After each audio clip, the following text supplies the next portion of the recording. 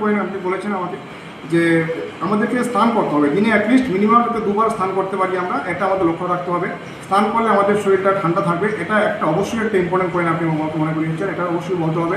সবাই অনেকে আছে যে দিনে স্নান একবারও করে না, এমন অনেক লোক আছে স্নান করতে চায় না।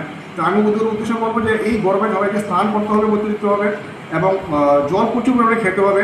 শুধু জল না, যে কোনো ওআরএস ড্রিঙ্ক যাতে শরীরে ডিহাইড্রেশন না হয়, এটা আমাদের লক্ষ্য রাখতে হবে।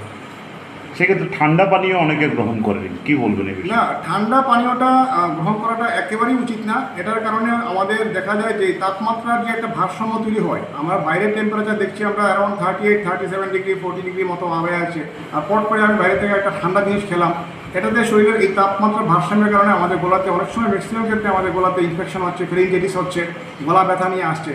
আমাদের একটা ঠান্ডার প্রবণতা থাকে। অনেকে আছে যে অনেকে সারাক্ষণ এসিতে ইউজ করছে, হঠাৎ করে ঘরের থেকে বেরিয়ে আবার গরমের মধ্যে পড়লো। এই যে তাপমাত্রার ভারসাম্যের কারণে অনেক সময় আমাদের প্রচণ্ডভাবে জ্বর, সর্দি, কাশি হচ্ছে, এবং ম্যাক্সিমাম লোকেরই দেখছি যে এটাই হচ্ছে যে গলাতে ঢুকতে কষ্ট পাচ্ছে, জ্বর হচ্ছে। তো এটাই বলবো যে সবাই যাতে নর্মাল টেম্পারেচারে জলই ইউজ করে, ব্যবহার করে বা খায়, একদম যে ঠান্ডা পানীয় যাতে জিনিসগুলো সবাই অ্যাভয়েড করে। পয়েন্ট আপনি বলেছেন আমাকে যে আমাদেরকে স্নান করতে হবে, দিনে অ্যাটলিস্ট মিনিমাম 2বার স্নান করতে পারি আমরা, এটা আমাদের লক্ষ্য রাখতে হবে। স্নান করলে আমাদের শরীরটা ঠান্ডা থাকবে, এটা একটা অবশ্যই একটা ইম্পর্টেন্ট পয়েন্ট আপনি মনে করিয়েছেন, এটা অবশ্যই বলতে হবে। সবাই অনেকে আছে যে দিনে স্নান একবারও করে না, এমন অনেক লোক আছে স্নান করতে চায় না। তো আমি ওদের উদ্দেশ্যে বলবো যে এই গরমে সবাইকে স্নান করতে হবে, অতিরিক্ত হবে, এবং জল প্রচুর পরিমাণে খেতে হবে। শুধু জল না, যে কোনো ওআরএস ড্রিঙ্ক যাতে শরীরে ডিহাইড্রেশন না হয়, এটা আমাদের লক্ষ্য রাখতে হবে।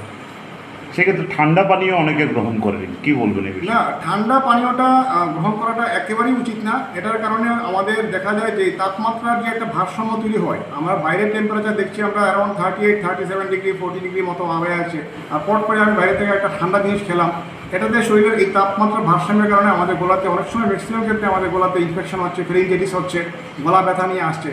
আমাদের একটা ঠান্ডার প্রবণতা থাকে।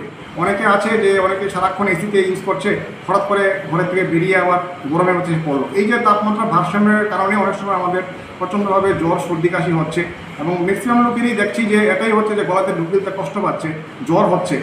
তো এটাই বলবো যে সবাই যাতে নর্মাল টেম্পারেচারে জলই ইউজ করে, ব্যবহার করে বা খায়, একদম যে ঠান্ডা পানীয় যাতে জিনিসগুলো সবাই অ্যাভয়েড করে।